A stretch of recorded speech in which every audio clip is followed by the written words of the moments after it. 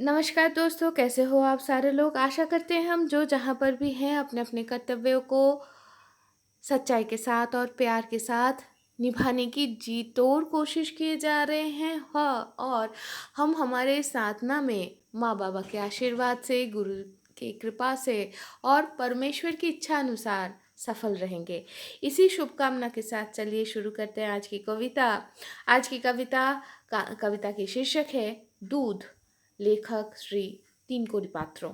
दूध, दूध, इसका तो भाई अनुवाद एक ही होता है ना?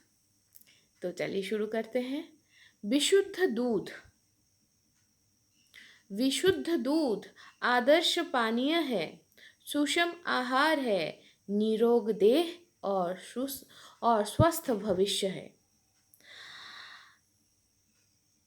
बूढ़े बुजुर्ग बच्चे हर किसी के स्वास्थ्य की सुरक्षा के लिए प्रमुख हथियार है। विशुद्ध दूध आदर्श परिवार, खुशहाल मन और समृद्ध समाज संसार का दोतक है।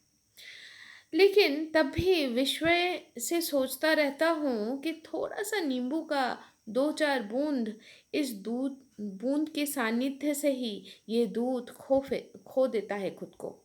ये दूध खो देता है खुद को, टूट जाता है, बन जाता है छेना और फिर दबाव में आके हो जाता है पनीर।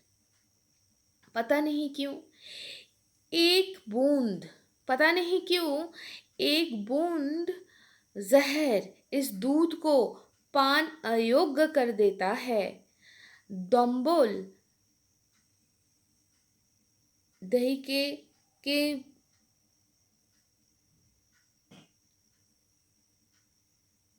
पुराने दही के संस्पर्श में आते ही दंबल यानी कि पुराने दही के संस्पर्श में आते ही बहुत आंतरिक होकर मिलते ही यही दूध अपना गति खो देता है, जम जाता है, फिर दही बन जाता है, बदल देता है रूप, रंग,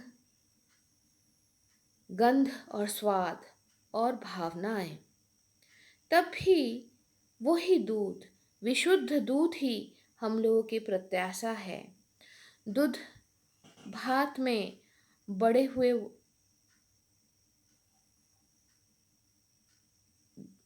बड़े हुए और बढ़ता रहा ये सुंदर स्वस्थ समाज, इसी के आशा करते हुए। तो दोस्तों, आज की कविता की अनुवाद तो यहाँ पर ही ख़त्म होती है, लेकिन कुछ चीज़ें जैसे दोम्बोल दोम्बोल the initiator for the fermentation मतलब दही जमाने के लिए पिछले दिनों का दही थोड़ा सा, या कोई कोई हरी मिर्ची, तो कोई थोड़ा सा इमली इमली डाल के उसमें दही जमाते हैं। तो दही जमाने के लिए ये जो इनिशिएटर है इसको बांग्ला में कहते हैं दोम्बोल।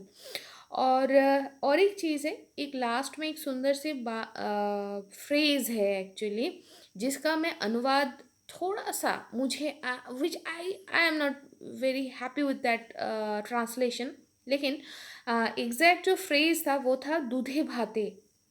क्योंकि हम जो लोग बंगाली हैं, हमारे लिए सबसे ज़्यादातर बाकियों को ये लगता है कि हम लोग we are very fond of fish and rice.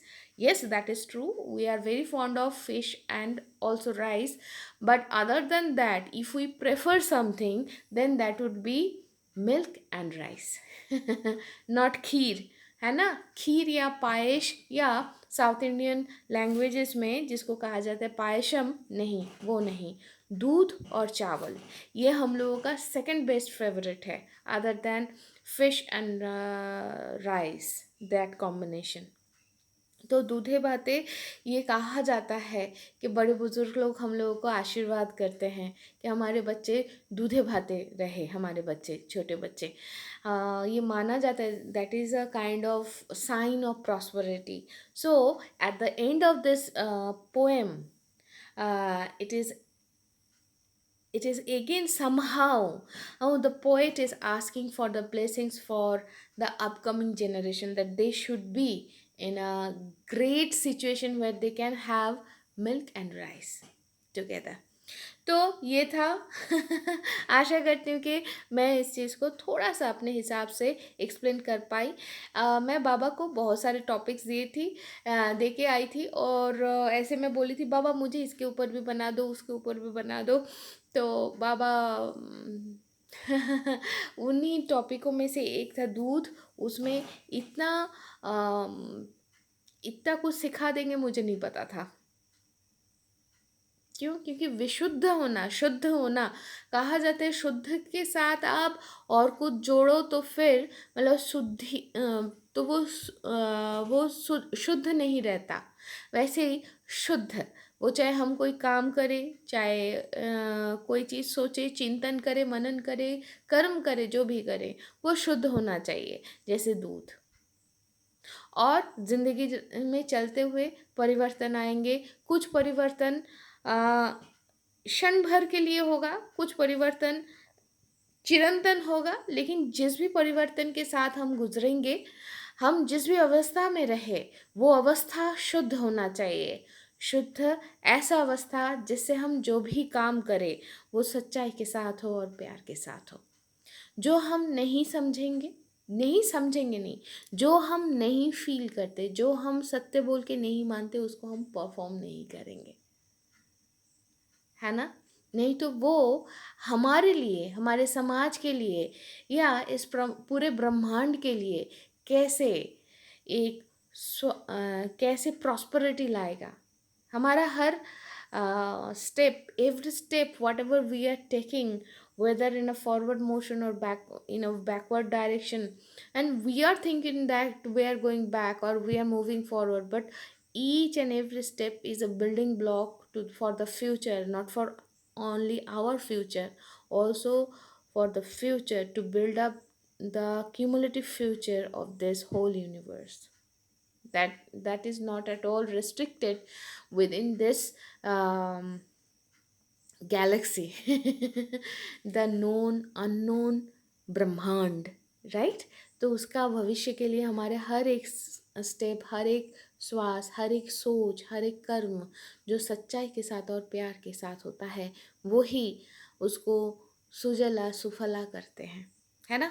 तो चलिए आज के लिए इतना ही, फिर मिलते हैं नए कोई कविता के साथ। तब तक के लिए हम अच्छे से रहेंगे और सच्चाई के साथ और प्यार के साथ काम करते रहेंगे। टाटा।